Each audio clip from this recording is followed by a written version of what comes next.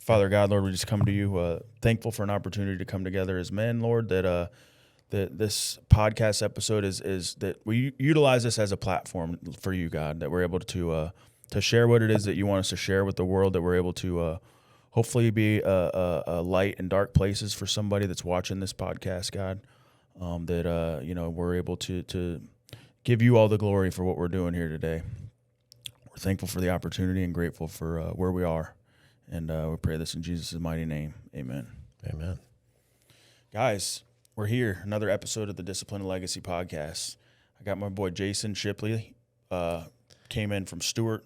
Been following him for a little while now on social media. He's definitely in the fitness industry, in the fitness game, I should say. An engineer. Definitely on top of his game in that area. And I appreciate you coming today. Man, thanks for having me. I have actually just recently started following you, introduced by Sean. So yeah, thankfully we actually got Sean over here in the studio today, hanging out. so grateful for that, and grateful for the opportunity, man. Yeah. So like I said, I mean, discipline and legacy is obviously that's what we want to share, right? So from your past and what I know of you so far, it sounds like that you're a very disciplined person, and that you have a legacy that you want to leave. Yes, I mean, most people think of me as a very disciplined person, and I have become a disciplined person, but that was not natural. That is something that has been learned over time. And I think really it's a matter of doing it anyway, right? So I've learned that whether I want to do it or not, I do it anyway. In fact, I think I shared with you earlier, we grabbed a bite to eat, and I was like, I still don't love running.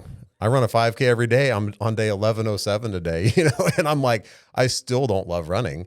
But that's actually good for me, right? Because now I'm doing something, even though I hate it, I'm pushing through. So that tells me mentally and spiritually, you won the day. You win. I already did it. Yeah. Right. So I know, like the other day, I was sick as a dog. I was puking my guts up, and I should have ran my 5K in the morning, went through meetings all day, and I get to 6 p.m. and this hits me like a ton of bricks, and I'm just like, oh my gosh. I'm sitting there in bed, and I'm like, crap, I have not ran my 5K yet. Now I have a decision to make. Do I quit on myself, or do I push through? And, later we'll probably talk about my story, and like probably one of the worst days of my life, I also had a decision to make. And that's the same discipline, that you have decisions every single day. Every moment you're making decisions, and the quality of those decisions will determine the quality of your life. Yeah. So I think for me, legacy is a matter of, I'm actually building out a family constitution, because for me, it's important to be able to have my boys grow up and they say, what would dad do? Right. And how do we solve this? And maybe it's not just them. Maybe it's this 8 generations down the road. Right. Where it's like, well, great grandpa Shipley helped figure this out. What do you do if you have mental illness in the family? What do you do if you have financial struggles? Or what do you do? What are the answers to these questions that everybody has in life? Yeah. You need to build that manual out, build that legacy to where you're thinking multiple generations down the road. It's not just 1 or 2, because most wealth is lost in the 3rd generation, right? Yeah. Not just financially, morally, spiritually, mentally. There's a lot of principles that were never passed down. So documenting those principles and having a system for actually transmuting those principles into reality continually. We are manifesting generators. That is what God put us here to do, is to create and become that best version of ourselves, because that's how we feel so good, right? When we start to contribute and we start to grow, that's when we reach our highest potential. But you can't contribute and grow until you have all your other base needs met. So it's important to learn to feed yourself. Once you feed yourself, then you naturally start to feed other people. Base needs, what would you say? I mean, food, water. That's from like a Maslow's hierarchy of needs. Yes, there are those things. I mean, Tony Robbins has a little bit different view. He talks about like certainty. Everybody has a need for certainty. Mm-hmm. And then you have a need for uncertainty. God's infinite wisdom created that dynamic for both. So you've got, it's kind of a need for variety, right? Because if you had the same thing happen over and over and over, it would just be it would be so bored, right? You'd feel what? Complete boredom if you knew everything. Same thing, Groundhog's Day. Yeah, exactly. And then everybody has a need for love and connection. Everybody in the world, you have to have that feeling of love and connection. And everybody has a need for significance. But there are healthy and unhealthy ways to meet all of these needs, right? So you can be very significant if you decide to hold a gun to somebody's head. Instantaneously, you are significant, right? That's why violence has been around forever. Yeah. But you can also be significant by donating a kidney. You can be significant by leaving a legacy. You can be significant by helping a homeless person. You can be significant by donating money to an orphanage. There are a million ways to be significant. It's an infinite number of ways to meet your need of certainty, variety, for love and connection, and for significance. And then those are the base human needs. So you'd have those 4 base needs, then you'd have the need for growth and contribution. So those are the 2 needs that you start meeting at the highest level, and that allows you to start really feeling like you're giving back as a human, right? And that's how you start to feel like you're alive and you're really making an impact in the world. 100%. Yeah. So those are what I kind of see. And then I also have what I call my 8 Fs. I saw you had your 5 Fs. I have 8 Fs. And so I have faith, family, finances, fitness, following, freedom, friends, and fun. And I kind of view that as my circle of life or my wheel of life. And you have to have all those together, because if you're unbalanced in any of those, life just kind of falls apart, So you have to have faith. That's got to be a foundation. 100%. And for me, that has become much more personal when I stopped looking at it so much as a religion and more of a spiritual thing, right? So I started taking a more spiritual path, and that made all the difference in the world, because then it's about relationship. And so that to me has become the most important thing. And then family, obviously you've got to have that love and connection being filled in the way of family. That's also a legacy thing. Finances, you have to have finances. It's kind of like breathing. You don't need money until you want to buy anything. Right. So you have to have finances figured out in some way, shape, or form. Your fitness is the foundation of everything else in your life. Physical fitness flows through every area of your life. If you do not have that figured out, it's, I think it's, I can't remember the exact phrase, but it was like, the wealthy person has a million visions, the healthy person has a million visions, but the sick person has one, just to be healthy, right? Yeah. They only have one dream. And so, I think following is so important, because realistically, if you think about it, people may think, oh, I don't need a following. But following is just a fancy word for leadership, right? Yeah. It's another word for leadership that allows you to grow and become, because then you can't give back if you're not. Everybody's a leader in some way, shape, or form. Yeah, I believe that. Right? Like you're leading your children, or you're leading, even if you don't have kids, if you're young, but I see my 9-year-old, and that kid has so much natural leadership ability, right? He's leading his peers, but everybody's leading someone. And if you're not consciously focused on who you're building or how you're building them, then you might be leading them down the wrong path. Yeah.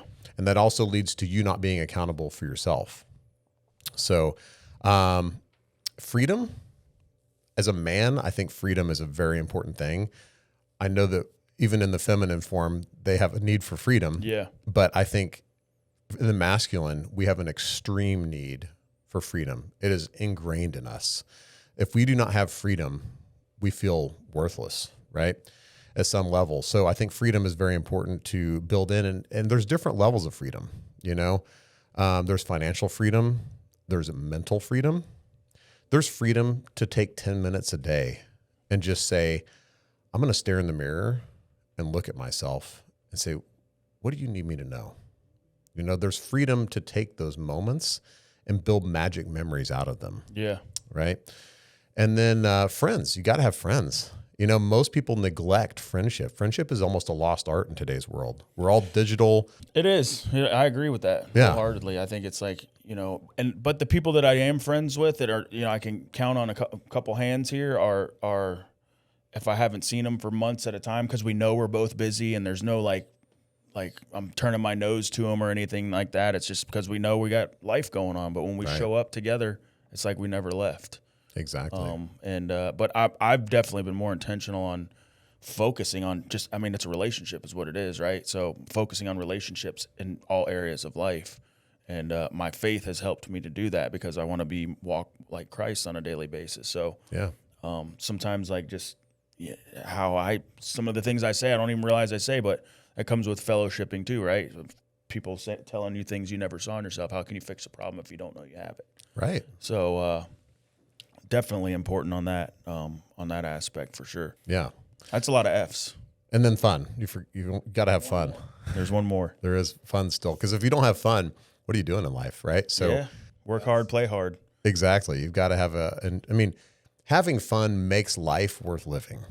And that is really a lost art as well. I think people a lot of times, there's certain people that have a Even lot as of fun. adults, we can have fun. It's Yes. like I have fun Yeah. with my grandbaby. With my, I was talking to a guy yesterday. He's got this $3 million lot on the ocean that he's like wanting to build a house on. And he's asking me questions about how to do it. And I was like, and we were talking about cars. Like, yeah, I got a C8. He's like, yeah, I got a Porsche. And he's like, man, you're too young to have a Porsche. I'm like, no, I'm not. Like, why wait till you're 60? Yeah. Why not? Like, anytime I'm driving that thing, I'm smiling. So that's my like go-to. And my son was part of the reason why I even jumped into the car scene, because it was something we could do together. We could go to the car shows and the car meets, and Absolutely.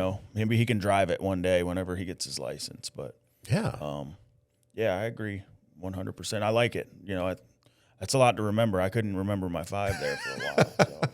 Oh, it's part of life, right? So, the beauty Definitely is an awesome platform or foundation. yeah. So, the beauty is you're never going to hit them all every day, right? So, and on the best days you do, Yeah. right? But you have to have grace with yourself. Do you kind of inventory at the end of the day too, to like say, hey, did I hit all the F's today? I don't know that I always inventory that. I would say I have inner reflection and firm resolution. Those are the most important parts. I take about 15 minutes at the end of the day and I think through and I almost scan my day. And you can do this, like scan through your day yesterday and think, there's a point I didn't like. What would I have done differently? And look at that and almost like throw it up on a whiteboard and like erase the bad. Yeah. And like say, man, I don't like that. I don't like that in myself. I'm going to erase that. And I just take like electric violet and just like erase. I'm going to delete that. I do the same thing. And then replace it with what you would have done. What should I have done? That's character building, right? So you can actively do character building. People forget that sometimes it takes effort to build your character. Like they just think, I'm just going to keep showing up in church, or I'm going to keep showing up at a good, like with these people. You do become like the people you associate with. However, you can actively build your character if you just start thinking about things you should be doing and what would you have done differently. Take that few moments every day. That is the difference between, being a sheep or the intentionality of wanting to change, right? Instead of just going and checking the boxes like everybody else is. Right. So, yeah, important. Yeah. So basically, I would say the intentionality is the most important part, right? So I'm not sure I check off every single one of them, but at the end of the week, I do reassess. And then what I do every Sunday night, I actually sit with my assistant and we build out a full RPM plan. That's another Tony Robbins thing.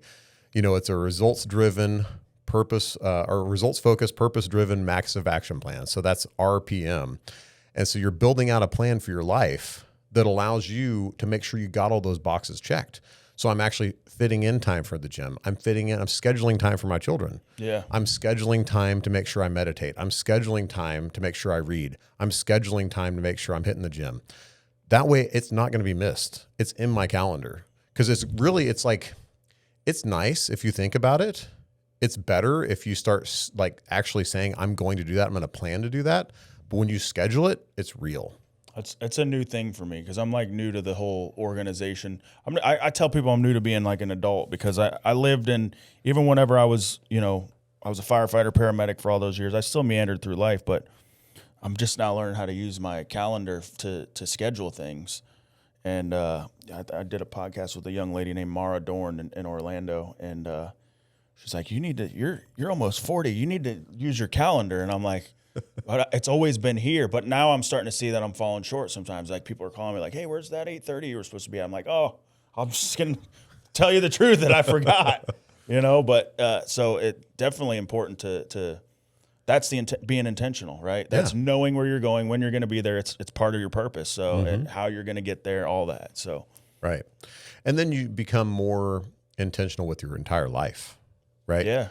So I used to hate counting macros. Thankfully, ChatGPT came along and it allowed me to start counting macros, and things like that. I started becoming more disciplined in certain areas because for me, it was a matter of just figuring out like, this is going to get me to my goal. And now the discipline required, you just have to ask, like, what do you want and why? you don't even have to really focus on the how, but you got to know what you want, and you got to really focus on the why. And that why will draw you to whatever how is required to make that a reality, you know? Yeah. And so there's an infinite number of tools. There's always new ones coming out. There's always new ways. There's always new means. There's always new methods, but the goal's the same. I did the meal prep. So Fit, Mega Fit. There's one here locally, Precision. Mm-hmm. Sometimes I just don't feel like that those are right, those macros that are on there. So, yeah. But either way, I mean, I guess, and then they were talking about sodium and all these things. And I'm like, whoa. But it definitely worked whenever I was eating, in a proper way.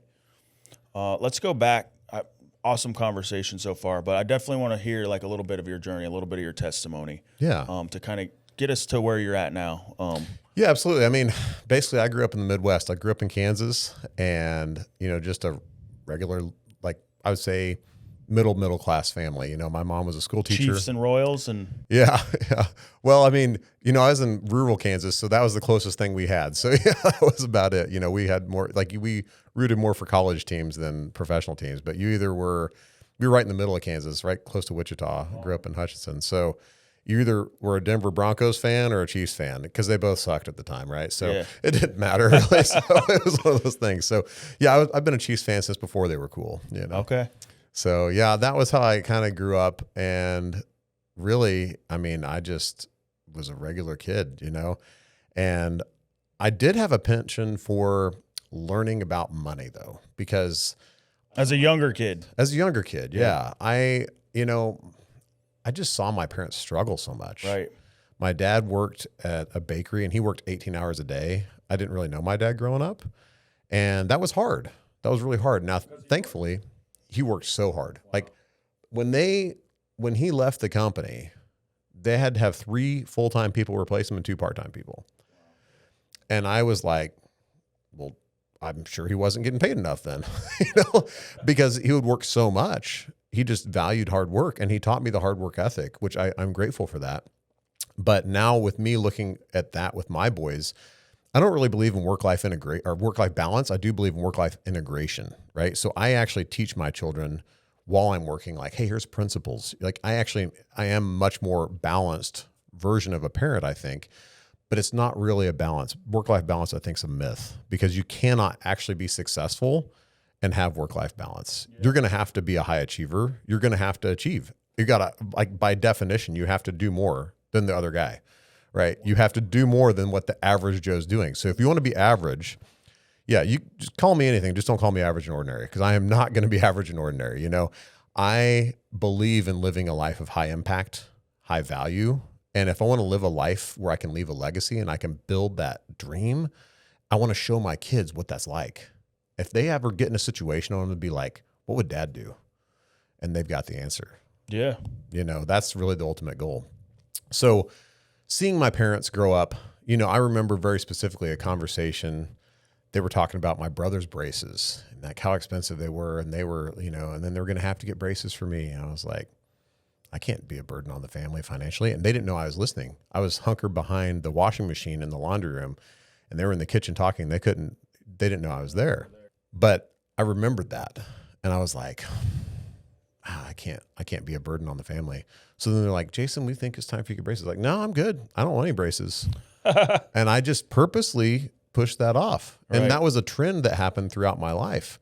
My brother, I loved him to death, but they would buy him cars, and he would drive them and wreck them and burn the wheels off them, whatever. He went through like 13 cars. And so, he burned through all this money for them. And then when it gets time for me to get a car, 6.5 years difference between us, they were like, hey, we don't know if we can help you on getting a car. And I was like, you just bought my brother 13 cars. And, but I mean, so I mowed lawns for like all summer, and I had $2,000 saved up.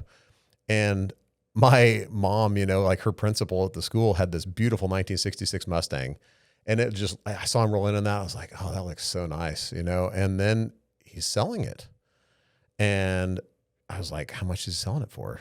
And he was asking $4,500. I was like, I got $2,000. Like, there's no way he's going to take $2,000. So anyway, I went to my mom, and I ended up talking with the principal, and he said he'd come down to $4,000 just because it was me, but I had to come up with it. So they matched the $2,000. And so I got my Mustang. I still have it actually today, 66 Mustang. That's so awesome. Yeah. So My first car was a Mustang. Really? It Oh, was fantastic. a 1979 Yeah. four-cylinder. Oh, nice. Okay. And it only ran on 2. Yeah. I paid $250 for it. Okay. And it topped out at 45 miles per hour. And I used to drive from St. Cloud to Port St. Lucie and pick up my girlfriend and drive her back there.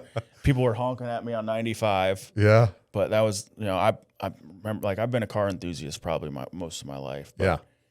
pulled the seats out. Like, I put, like, floor carpet in it. Just, like, new carpet. Like, but, Sexy. I had a Mustang. Wasn't the fastback, 69 or whatever, but and now I'm my dad we didn't have a lot of money growing up either, so I wasn't really into the older school cars. Like I'm like, I want the newer technology stuff. Right.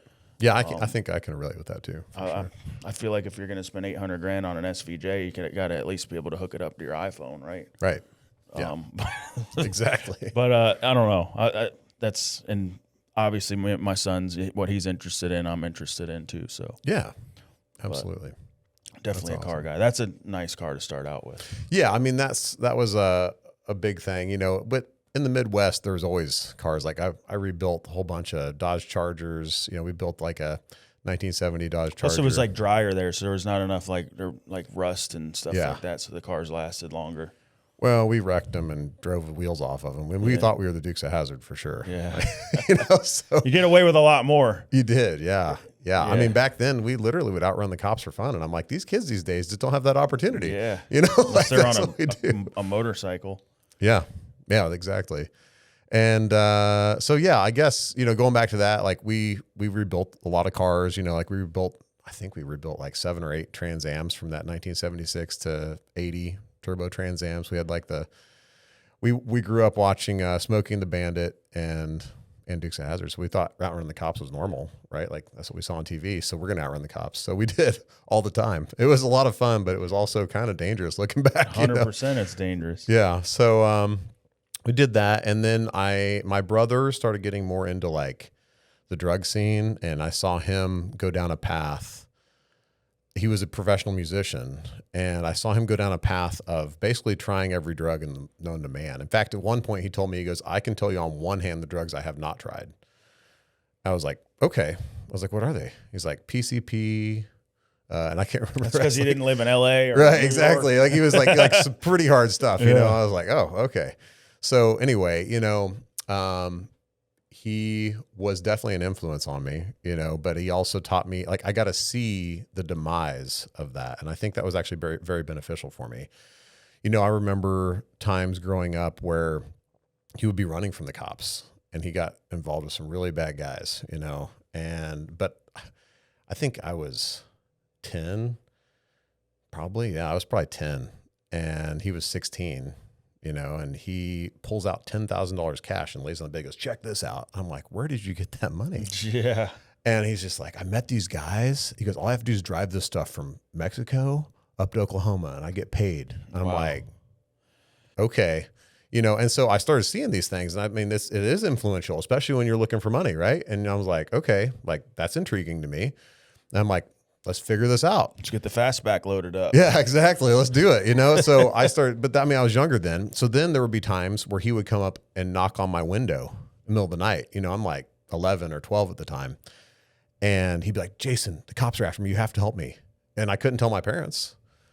And I'm like, I don't know. What am I going to do? So I was the guy who has to come up with a plan, his younger brother, And so I'm like, I'm going to hide you in Aunt Lena's trunk. She had like an old, 1964, a Galaxy, right? Yeah. And it was like, we go out there and we stuff him in the trunk. I hide him in there. I mean, as big as a boat, Wow. And so I'd hide him in there and then I'd go crawl back through the window and then the cops would come knock on the door and I would act like I was asleep. Like, wow, what's happening? I have no clue. My parents had no clue. Nobody had a clue. So my brother and I had a bond, right? Like it was a real bond, but it was not necessarily a healthy bond. Yeah. In that sense anyway. And my brother later, he started exhibiting more and more of his manic depressive tendencies, very just off the wall, and, later on when he was, I don't know, I'd have to think what age, but he started, just taking more and more drugs, doing more and more, started frying his brain cells basically, and he lived drunk and he lived high and he was just either up or down, up or down. And I mean, when I had kids, I was like, man, I got to make a decision here. And I was like, listen, bro, I love you, but I can't have you around my kids. Yeah. And that was a tough call, right? Like, 'cause you love your brother. Yeah. But you just got to make a decision. And, so we started talking less and less. And then, I remember my dad, he would just be like always stressed about Kent, and he called me and he was very matter of fact. And he said, it was coming up on Christmas in 2017. And he said, hey, Jason, I said, yeah. He goes, it's your brother. I was like, okay. And I was thinking he meant like he overdosed again. He's in the hospital. Yeah. And he goes, well, I don't know how to tell you this, but he's gone. I was like, okay. I was like, are you sure? He goes, I'm very sure. I was like, I hadn't talked to him in 2 weeks, I was like, huh. And he had called me like a week before and I didn't answer. And I kind of felt like an asshole then. Yeah. And I was like, huh, my brother's dead. And I was 34 or 6.5 years. I was like, he said he'd never make it to 41 and he missed it by just a week and a half. Wow. He died at 40. I was like, what if I only had 6.5 years left to live? Anyway, it was hard. Yeah. It was hard. And I said, man, I got to start taking care of my health because I was drinking. I was not taking care of my health in any way, shape, or form. I was 252 pounds, no muscle. It was all fat. And I was like, man, I got to start figuring this out. And so that was a turning point for me where I actually started jogging sporadically, drinking less, didn't stop drinking, but I was drinking less. And, I started that was a little tweak, a little chink in the armor of like, man, I could be gone. And it made me question a lot of things in life, and I started to just view things differently. And after that, 2020, my dad passed away. And that was a little bit of a hard loss, just because now I'm the patriarch, right? Like there's no other men left in the family, and then it's like, man, it's just me. I got to figure this out, And so those things all were happening while life was happening, and then I would say fast forward to 2022. It was November of 22, and I saw an ad for Tony Robbins, and Tony Robbins I was like, there's no way, like he's still doing live events. Like, I can't even believe this. Like, this is crazy, cause I'd read a bunch of Tony Robbins books and, going back on that, I started reading books and I started personal development. Like I read Think and Grow Rich and I read, How to Win Friends and Influence People. And I just some other books, where I started reading those when I was quite a bit younger, right? Yeah. When I was 18, I think I first read Think and Grow Rich. And then when I was like 22, I got involved in like multi-level marketing. I got involved in all these different things. Yep. Just, and it really was never for like, I saw people with big watches and nice cars and I thought, oh man, these guys are successful and I just need to follow this path. And I tried that.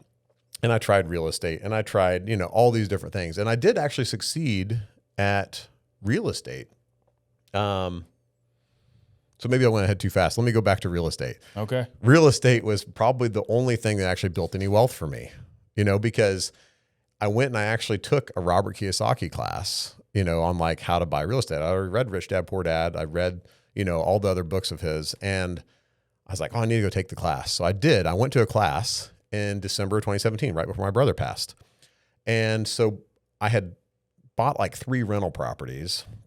I had actually owned rental properties before that, but then the crash happened and I basically lost them all. And so I was always a little ballsy. Like my very first business was actually a smoke shop.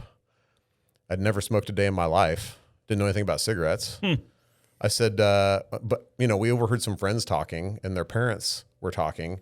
They're like, yeah, man, these Indian smoke shops down in Oklahoma, they're making like $80,000 a month. I was like, 80 grand a month. Yeah. I'll do anything for 80 grand a month. I was a, broke college kid. So I went and started my own business. We just opened it up, credit cards, put everything on credit cards, and just went into business. Had no clue what we were doing. So we always had action. We just didn't have any knowledge, and during that time, I was just trying anything and everything to make money. And that was an okay business, except, we were just young and dumb, didn't have a clue what we were doing. Right.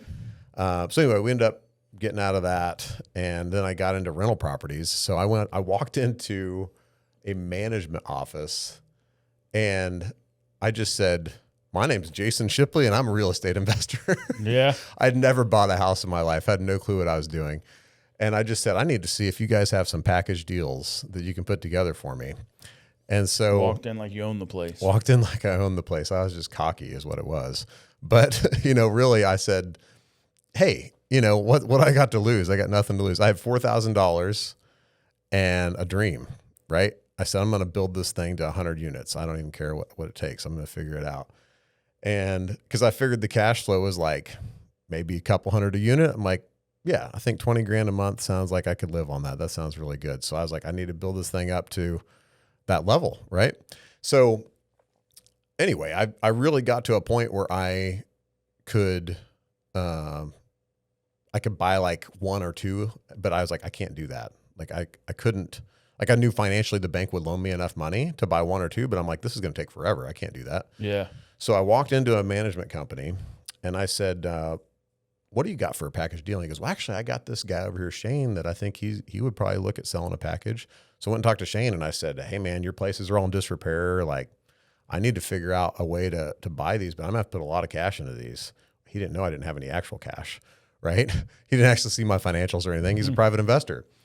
And so I said, man, I could give you $4,000 down and I'm just gonna have to fix all your places up. And he goes, well, if you'll take them over for me and take over the payments and yeah, give me $4,000 down, then we'll agree on a purchase price later. I said, okay, all right, let's do that. So I bought 12 from him. And then the other investors, I just worked my ass off. Like they saw me, the other investors that were in that management company saw me doing really well with those 12. And so I went back to the manager and I said, hey, are there any other investors that would actually do the same thing? And he goes, I bet Vince would sell you some. So I was like, Vince, how many you got? Like, what do you want to sell? He had like hundreds of properties. Wow. And I said, I want to buy like 24 more. And he goes, okay. And so he put together a package for me for 24 more. So anyway, long story short, we ended up getting up to like 38 properties where with $4,000 down. That's what you started with. Then they didn't know money down because they saw how good I was doing, right? So with $4,000 down, I was up to 38 properties. And so that was really cool until the 2008, 2009 crash happened. And we basically were upside down and everything. And we just walked away. Like we lost probably like 40 grand, but we walked away from that whole thing and that sucked. So my wife at the time was like, we're never doing real estate again, But then in 2015, her mom was moving back from Arizona. And I said, well, why don't we rent a property to your mom? We'll buy it and just rent it to her. She goes, okay, we could do that. Well, then I had the bug again. Right. And I found a community bank. I was lucky or blessed to find a community bank that they told me, hey, guess what? The formula is it's 70% of county value. We're going to loan 70% of county value. That's just what we do. So guess what I was doing? I was finding properties for 50% of county value. And then, so if I found $100,000 property that was worth $100,000 on county value, I'd buy it for 50 and I would get a check for 20 at closing to fix it up. Wow. So I was getting deals. I was doing flips and buy and holds like that. And so we started rebuilding back.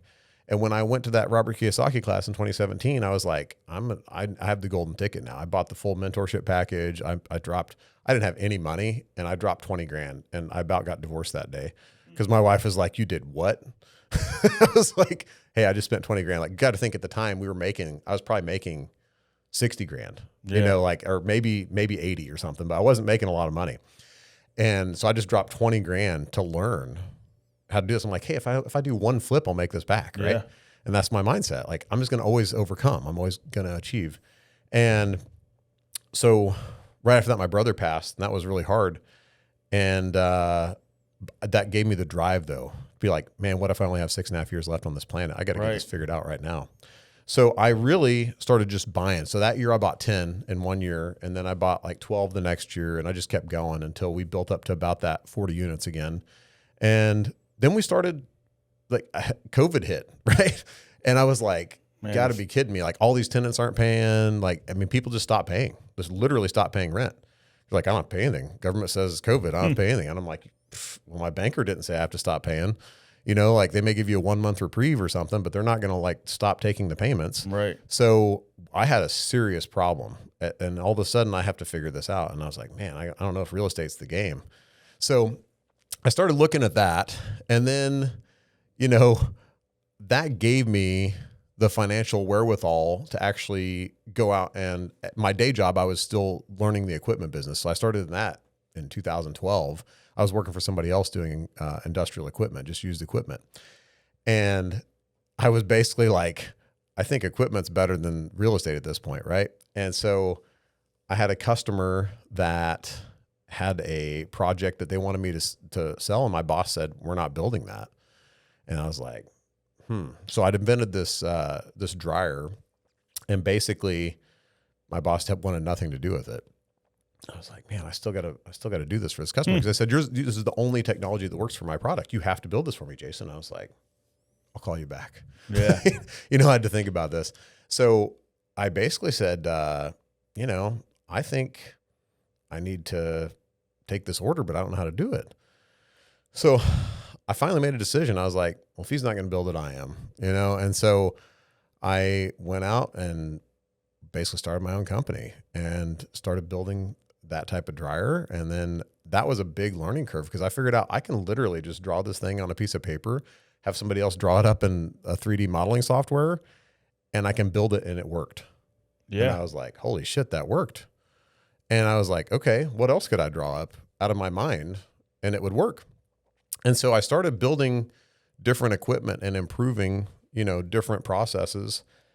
And we kept the real estate, but it was not my favorite thing in the world. That's what I keep hearing from a lot of people, is that like real estate, especially rentals, or like I had a developer as a guest on here. And he's like, man, if I could get rid of all my rentals right now, I would. Yeah.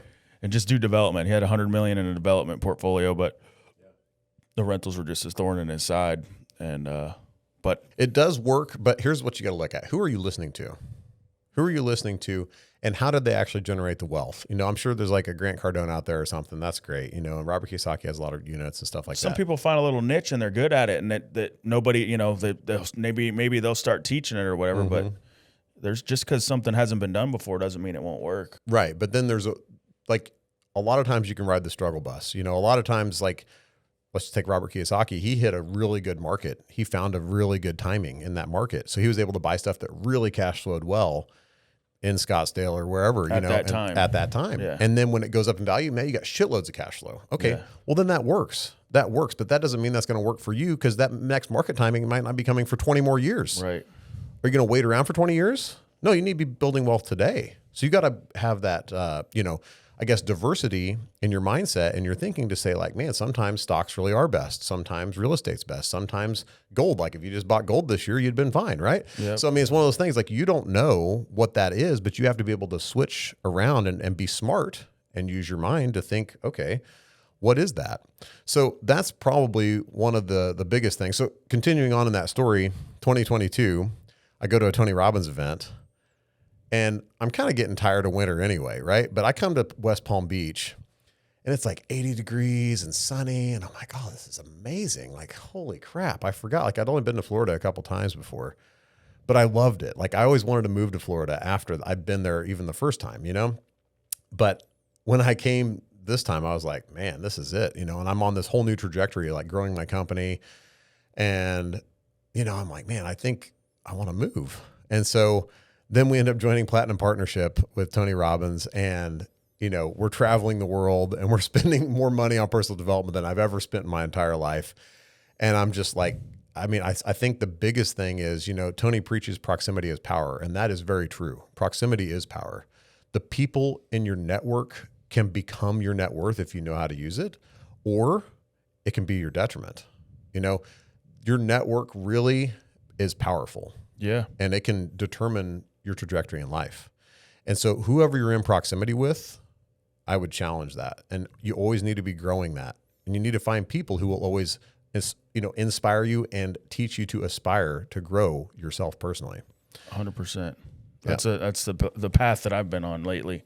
I didn't spend 85 grand on Tony Robbins, and I'm realistically like, man, that's the part where like Robert Kiyosaki, Tony Robbins, Grant Cardone, you drop some names there that sometimes that's all it takes, man, is just getting a little boost from these guys that to find what was in you.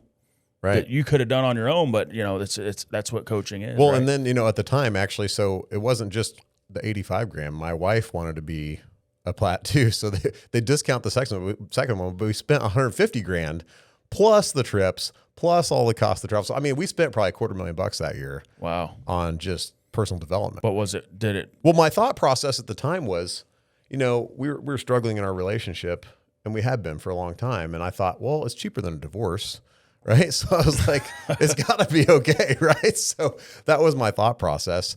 Later on down the road, we actually did getting a divorce, but that's okay. We figured out that it was very mutual, and we're actually, as friendly as you could possibly be as exes right now. I'm very grateful for all the lessons we learned together, and just life. I think life has a way of bringing you together and bringing you on the path you're supposed to be on. So we moved to Florida. I bought a house, bought my dream house.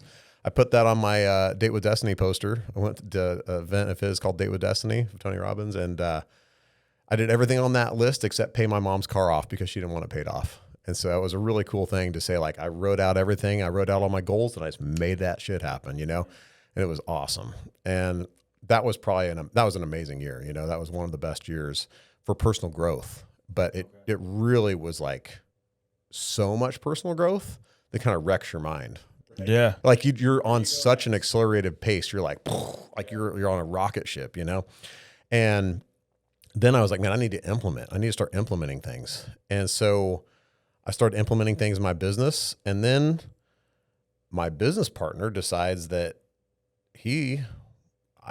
I still don't know to this day. So I'm just making these assumptions, right? Like he basically was mad that I was moving to Florida and living my dream life. And my assumption is he was kind of jealous of my lifestyle. I don't know. But anyway, basically he hired an accountant friend of his to cook the books and make it look like I was stealing money from my own company to try to steal the company from me is my assumption. I still to this day am like, I'm baffled, so anyway, long story short, I wish him well. I hope he has an amazing, successful life, but you said he tried to, so that means he didn't succeed. No, but just made your life miserable. Made my life miserable for a good while there, and it was very stressful and very upsetting, and it was a problem. It was a real problem. And then in the midst of all that, I ended up having the worst day of my life. So it's just a Monday evening. Kids are playing in the pool, and all of a sudden I hear a blood-curdling scream, and it's my son Tristan, which he screamed all the time, but this one just had a different feel to it. And he was dramatic a lot. So I was like, what in the world could it be this time? And so I get up, and I was almost angry until he opened the door, and he said, "It's Zaya." And I instantly jumped into action. And I go out there, and Harrison's pulling her out of the pool. And she had her puddle jumper on, but she had slipped out. She jumped in somehow, went straight to the bottom. And, I'm sitting by the side of the pool, and it's like a scene out of a movie. And I am doing CPR. And I'm trying to think, like, get this fucking right. Yeah. You better do CPR perfectly. You better remember. And I'm just pushing on her stomach, and you're seeing, the strawberries that she ate. You're like, oh shit. Okay. This is real. This is really happening right now. And I'm like, okay. And I'm screaming to CC to call 911. And I'm, just going through these actions, and I'm guiding everyone around me. I'm the leader. I have to lead. This is the time. Mm-hmm. And I'm like, boys, get your clothes on, get everything ready. I'm like, get dried off, and I'm doing CPR. I'm doing that all at once. And I'm like, call 911. They're like, they're going to send somebody. We don't have time. We got to go. The fire station's 2 blocks away. We're going to the fire station. And then I'm just like, go, go, go. We're going. And then she's like, I can't. I got to get the boys ready. I'm like, if I have to drive her and do CPR at the same time, I will. But I'm driving to the fire station right now. And I don't know how I'm going to do this, right? I'm just like going. So continue doing CPR and drive her all the way. She's, CC drives her or drives us all there. And I pull into the fire station. I'm running into the fire station with my little girl in my arms. It feels like something out of a movie. And I feel so helpless. At that moment, I was pure brokenness. Yeah. And I realized I do not have this. I have always thought I'm the guy in control. I'm not in control. I'm not in control of anything. And I realized that moment, I have to just have faith and trust. And I reached out to my Platinum family at that moment. And I was like, hey, instead of falling in the pool, I don't know. I'm just asking for prayers. And the overwhelming support I received from them was astounding. Like we kind of call it our Platinum family. Right. But it really did feel like a family then, and I was like, wow, like these people actually care, like, and as much as my real family, Yeah. So you sometimes can have friendships that feel closer than family. I can ID with that for sure. Yeah. And it was really one of those moments where I was so beside myself. I didn't know what to do, So we get to the hospital and they're doing everything they can, and I rode with her all the way in the ambulance there. And anyway, she ended up passing away there in the hospital. And that was a hard moment. So young too. Yeah, she was 3.5. Yeah. Wow. And now I have to go out and tell the boys because they're sitting in the car. How do you do that? Yeah. So I'm walking out there and it's like slow motion. You're walking and I'm just thinking like, man. And of course they're happy-go-lucky chipper because that's what I teach them to be. I teach them to always look at the bright side. Like, she's going to make it. Everything's going to be fine. It's not fine. It's not fine. Harrison pops his little head out and he goes, how's Zaya? She's okay? I said, no, son. She's not okay. She actually is with God right now. She's with Papa and she's playing in heaven.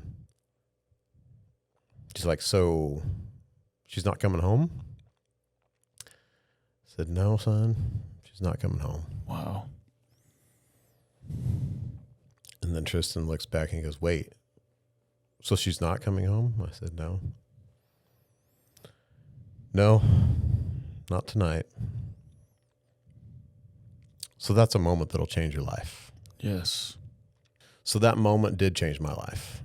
And that was the moment that I had to make decisions of who I am, and what I'm going to be, and who I'm going to stand up, who I'm going to stand for, and what I'm going to stand for. And that was hard, but it was necessary. It was necessary to mold my character into who I must become. And I feel like, I talked to my coach just a day later. Imagine being a coach getting that call. God bless him. And I told him what had happened. He's like, man, I can't even imagine. And I said, man, I don't know. I'm struggling here.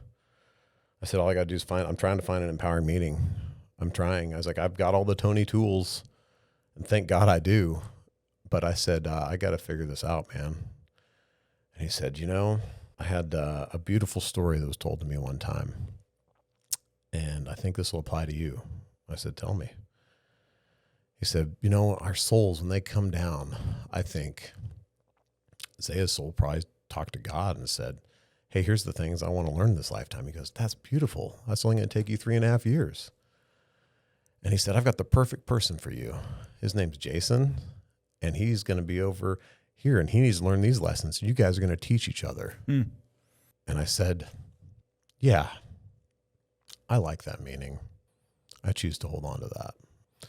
So for anybody going through tragedy, the key is find a baby empowering meaning, whether it's, man, I'm so grateful that she taught me how to love. I'm so grateful that she taught me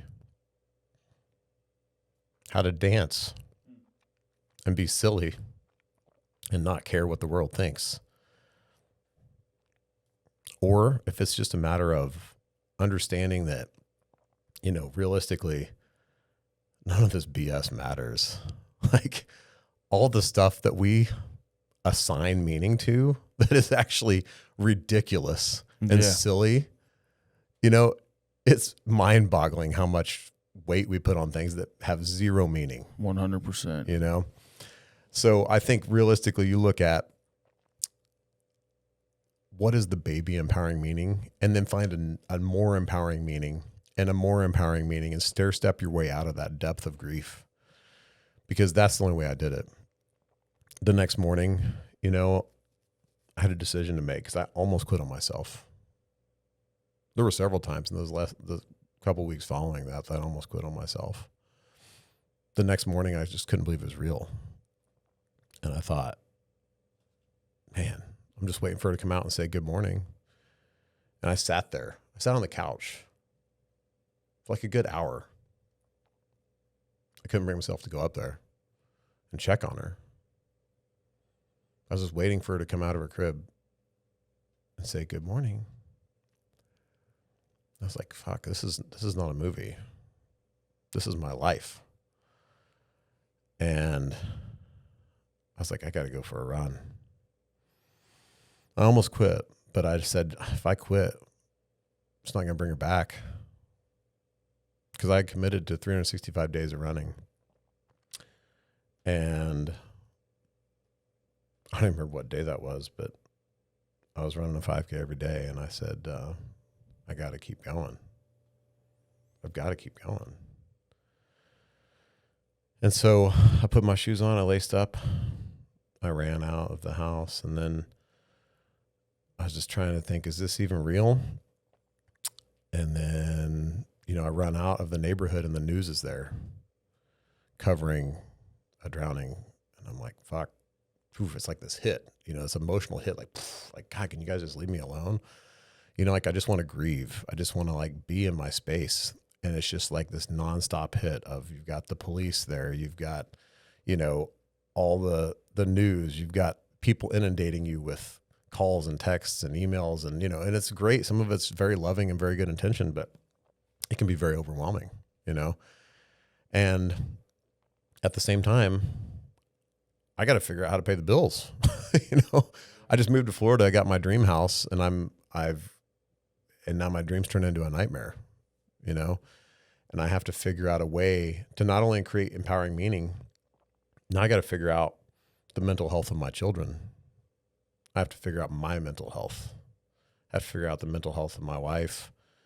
All of the problems, all of the situations don't go away. They get worse, right? Yeah. And the financial pressure. Sometimes it gets worse before it gets better, but yeah. Yeah.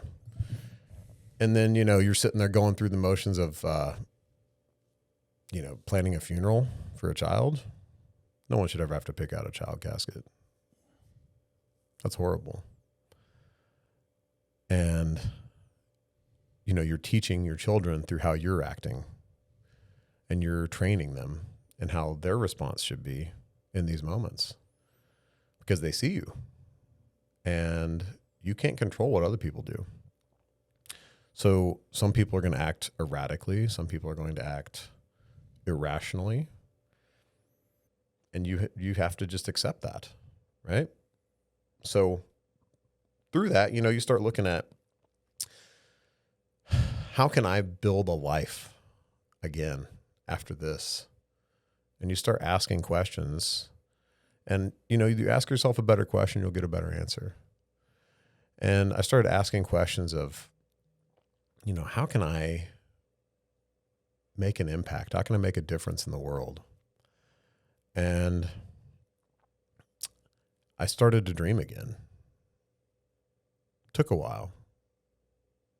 Took probably a good 8, 9 months, maybe a year before I really started to be able to dream again and be like, I can build a good life, and to honor her for that, and that was an event that before spirituality was more religion.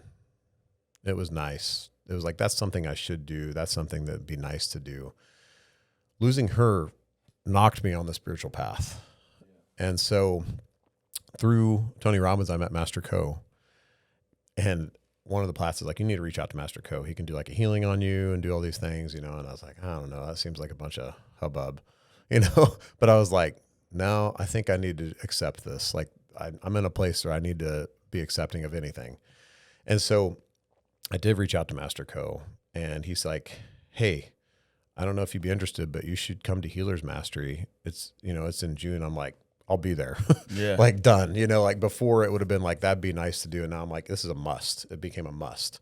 And so I went to Healer's Mastery. Healer's Mastery taught so much about like the energetic body and how, basically science is backed by, Carillion photography, and how your aura and like all your chakras and all that stuff. Like, I was always like, oh no, that's very Eastern and I don't believe in any of that stuff. But then there's like, well, there's a photograph of this thing working, like, well, this is scientific. So I could get behind the science behind it because I have a scientific mind. And I was like, okay, science and spirituality mesh together. This makes sense. And so he started teaching about, through pranic healing, he started teaching me how to do pranic psychotherapy, which teaches you to remove the thought form that lives in the chakra. I was like, well, that's fascinating. Okay. So he goes, grief is just a thought form. We can remove that. I was like, bring it on, like, help me, And so you still have the memory, you still have the thought, but it's not a pervasive, problematic thought anymore. Yeah. And so he taught me a methodology for removing that, which helped my children extremely. Like, I noticed a big difference in my children, and that was a huge factor for their healing. And so you could start seeing results immediately of like, man, that made a difference. And that made me even more intrigued. So then I started getting more and more into like, I need to learn more about this. And so I have learned a lot from Master Co. I'm very grateful to him. And, his teacher, Master Choa, was very, like, he invented the whole system of pranic healing. So it was very intriguing, because they're all engineers. Like, Master Choa was was a chemical engineer, and then Master Co studied electrical engineering, and so it was just interesting to see how, now I'm kind of an engineer, studying from two engineers about spirituality. That's really interesting. So it's really neat to see how that has transformed my life. And it's allowed me to step up in a level that I think it's allowed me to bring more spiritual energy in my life in every area. And that means that I can actually start to share with other people, about spirituality. And that's a passion of mine now. So that's awesome. That you came through that, and, with positivity, because, I can definitely identify with grief. My best friend, my father, passed away on my birthday. And it's, nothing can compare to, ultimately, yeah, of course, you live a Christian lifestyle and you understand,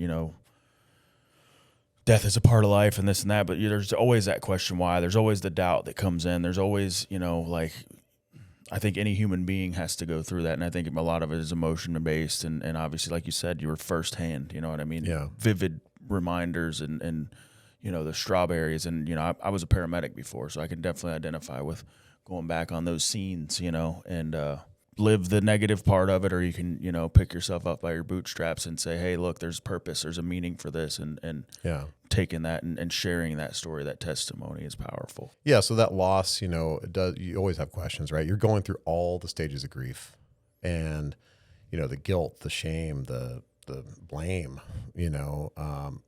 everything. But everything happens for a reason. And you do have to eventually trust that life is happening for me, not to me. Yeah. And it's hard to accept that sometimes. It's very hard to accept that. But we all have, like, people will hear my story and they'll be like, man, that's so horrible. And it is horrible. But everybody goes through loss. Everybody goes through grief. Maybe they're different, but, even if you're going through a small loss, it's still loss. And everybody can relate to that. I think that's part of the human condition. Definitely. So now, we're starting to dream again, and we're starting to grow and change. And, I think now my mission is to create 1,000 millionaires. Okay. And so, we're doing that through just helping create new technologies. And by technology, I don't mean the tech like you're probably thinking, but like, water technologies, like things that make the world a better place. We're developing like a gold separation technology right now. We're developing biochar systems, that are basically turning trash into reusable products, Wow. And so there's a lot of other things that we can do in our engineering company, but really they're real world applications that can make a big difference in the world. That is legacy right there. That's leaving an impact on the earth. Absolutely. Yeah. And we're, I'm actually documenting growing our company, so now we're actually documenting how we're going from a $5 million company to a $100 million company.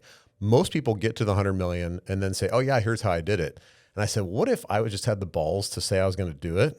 And then I just show all the struggles all the way through, because I'm sure there's going to be plenty of struggles, That's what people want to see, man. Yeah. Ultimately, they want to see real life, and that's where the world is today. I mean, there's not, Jeopardy on at 7 p.m. anymore. It's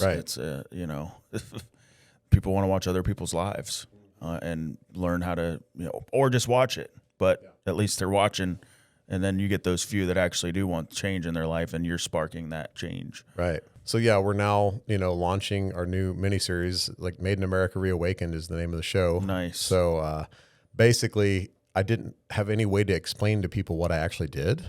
People are like, what do you do? I'm like, okay, well, I'm in the feed business and I like make equipment. And I was like trying to explain this. And I was like, I think I'm just going to make a show that actually explains what we do. That's where I'm at, like the education portion of like site development. People are like, oh yeah, you'd like knock trees down, right? And we're like, yeah, there's a little more to it than that. But the educating part where like you see a construction site and you wonder what that little orange fence is around it or whatever. And you wonder why do they, have this system that pumps water, and education is and that's will gain a following as well. Yeah, absolutely. So, and then how are we going to spark the next generation to want to do what it is that we do, right? Because it's not like folks are lined up to be in the trades nowadays or engineering even, it's right.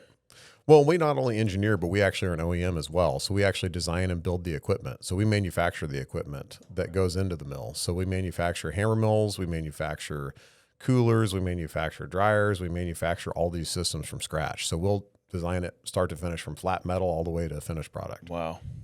Yep. That comes from the farm Kansas background. I suppose so. Yeah. I mean, I've always had the will to win, I think you just can't keep me down. You may try, but I'm going to come back again and again and again. So that's right. Yeah.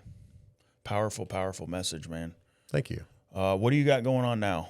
What is it? So the Made in America Reawakened series is the next big thing for us. And then where is that at? So that's on YouTube at America Reawakened, or America Reawakened is the Instagram handle. Okay. And then Made in America Reawakened is the YouTube channel. Okay. And then you can follow me at jason.shipley83 on Instagram, and it's got all my links to everything there. Okay.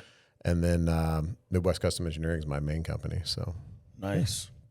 He's local. He's in Stuart, Florida. Yes, so we have locations in Kansas, Lake Charles, Louisiana, and then we opened up a water lab out in California, and then we have an office and facility here in Stuart, Florida too. Nice. Yeah. So we're going to post all those links below too. Do you have anything else you want to say? Live your best life, man. Live your best life. Yeah. Awesome message, man. Awesome conversation for sure. Guys, appreciate the episode. Another episode of Discipline and Legacy. Stay tuned for this to drop. And like I said, all the links are going to be in the bio. Follow him, check him out. Continue to take from this message what you can, because it's definitely a powerful message.